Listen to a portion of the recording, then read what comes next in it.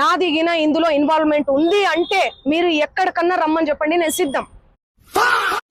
రుకో జరా సబర్ కరో. నువ్వు జోకులు చేయకక్క, నీది ఇన్వాల్వ్మెంట్ ఉందా లేదనేది ప్రజలు మొత్తం అర్థమైపోయింది.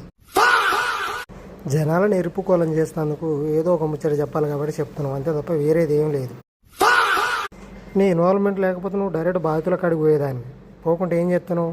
ప్రెస్ను, పోలీస్ ఆఫీసుల చుట్టూ అటు ఇటు తిరుగుతాను. ఈ లొల్లి కాబట్టి 4 రోజులు అవుతుంది. 4 రోజుల నుంచి వెళ్ళి అటు ఇటు తిరుగుతున్నావు తప్ప ప్రజల కాడికి అయితే రావట్లేదు.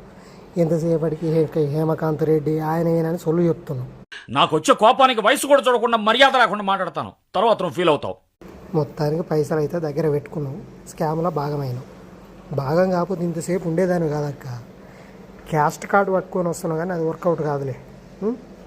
ఎటు చేసి జనం పైసలు మింగాలని చూసినా మింగిగా.